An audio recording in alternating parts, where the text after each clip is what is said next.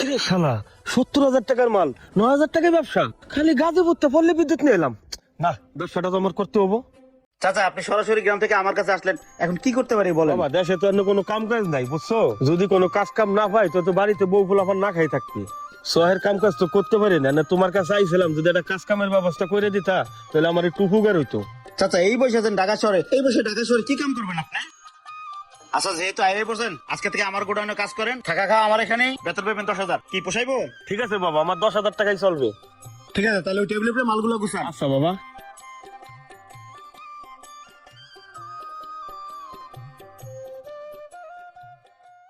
মাল আইছে না? আচ্ছা আচ্ছা, আমি তাহলে চাচারে পাঠাইতেছি। আই চাচা। হ্যাঁ বাবাজি। এদিকে আসেন।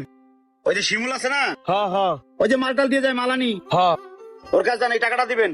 ও এক বস্তা মাল দিব, খালি আপনি নিয়ে আইবেন। যান। ঠিক আছে বাবাজি। সাবধানে যান। হ্যাঁ আচ্ছা বাবাজি।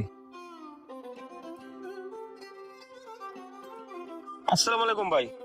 ওয়ালাইকুম সালাম।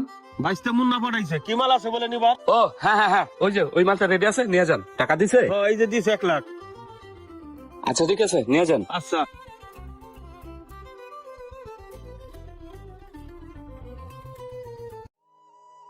বাবাজি।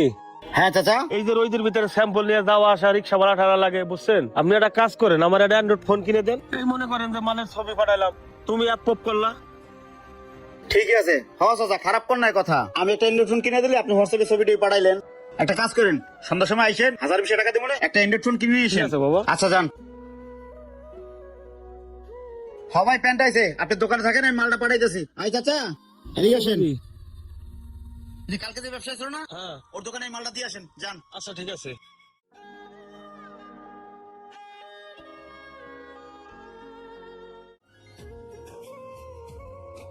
বাইশটা মুন্না মাল পাঠাইছে। ও মাল নিয়ে আইছো?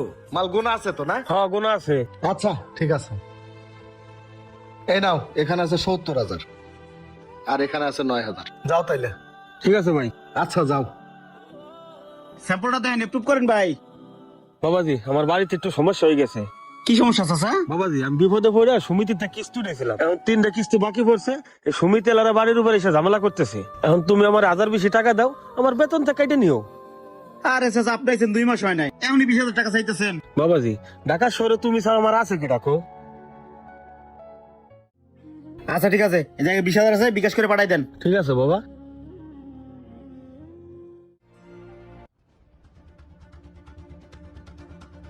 চাচা শিমুলে যে মাল দিয়েছেন, টাকা দিছে না? টাকাটা দেন। বাবা টাকা তো দেয় নাই, কইছে 2 দিন পরে দিবানে। এটা কোনো কথা? শিমুলের কাছে আমি আগে 2 লাখ টাকা পাবো, আপনি টাকা ছাড়া মাল দিলেন কি লিগা? আরে বাবা টাকা না দিলে আমি হবো কি? তাহলে আপনি আমার ব্যবসা বুঝবেন না, আপনি টাকা ছাড়া মাল দিচ্ছেন কেন? ধরবে তোমার চাকরি করবো না যত সব ধরু। আরে চাচা দাঁড়ান, রাগ করে দিলে কথা কইছি, চাতে কি লিগা? আচ্ছা কাজ করেন, শোনো দেখতেছি। বাবা, আমি এক কথার লোক, এখন আমি দাসে চলে যাবো, থাকো তুমি। বুঝলাম না, শিমুলের আজকে 2 মাস হয়ে গেছে, টাকাটা দিতেছে না। একটা ফোন দেই, ফোন তো ধরে না। যাই তোর অফিসে যাই। আমির ভাই, গত চালানের এই 10,000 টাকা কমিশন তোমার, নাও।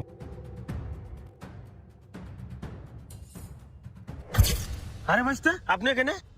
চাচা তুমি না 1 মাস আগে বাড়ি গেছো, তুমি শিমুলের গোডাউন কি করো আর কিসে টাকা ভাগাভাগি করতেছো? কসে বাবা লোভে পড়ে আমি এই কাজটা করছি, তাহলে ঘটনাটা শোনেন।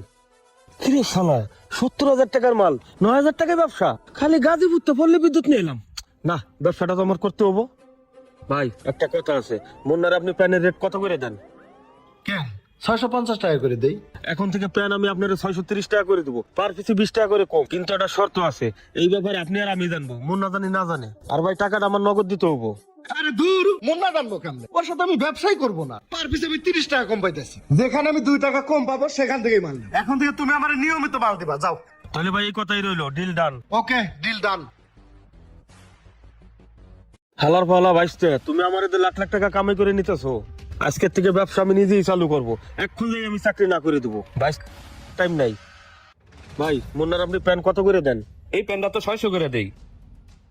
কালকের থেকে যত মাল হোক আপনি আমারে দেবেন, আপনার আমি 620 টাকা করে রেট দেবো, তার পিছনে আপনার 20 টাকা করে বেশি দেবো।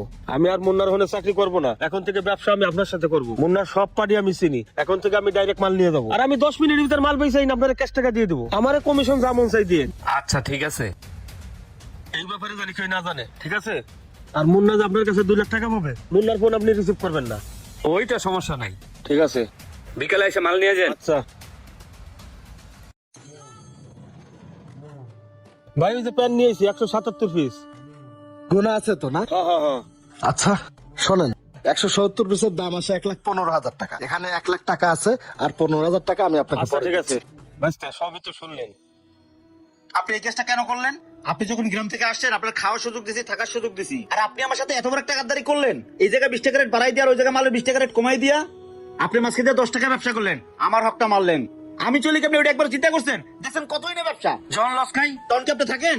চালান খাড়াই একবার ব্যবসা করে দেখেন, এরকম পার্টির কাছে লাখ লাখ টাকা ফেলাই রাখতে হয়। এই যে আপনার সামনে বসা 2 লাখ টাকা ভাই, আবার ফোন ধরে না। আর শিমুল ভাই, আপনার সাথে আমি 5-7 বছর ধরে ব্যবসা করি, আমি আপনাকে 2 লাখ টাকার মতো অ্যাডভান্স দিয়ে রাখছি। সবসময় আমি আপনার বিপদ আপদে পাশে ছিলাম। আর আপনি কি করলেন? এই চাচা আপনার 20 টাকা মালের রেট বেশি দিতেছে, ফুরুল করে আপনি 2 মাস ধরে মাল দিতে আমি জানি না, আমার ফোনটা পর্যন্ত আপনি ধরেন না। কাজটাকে আপনি ঠিক করছেন। এই আপনাদের মতো কিছু ব্যবসায়ীদের কারণেই আজকে ব্যবসায়ীদের বদনাম হয়, কেউ কেউ বিশ্বাস করে না। আপনারা আমার বিশ্বাস করা উচিত হয় নাই। আর চাচা, আপনি তো একটা ডেমো খারাম থাকেন। আমির ভাই বসেন তো।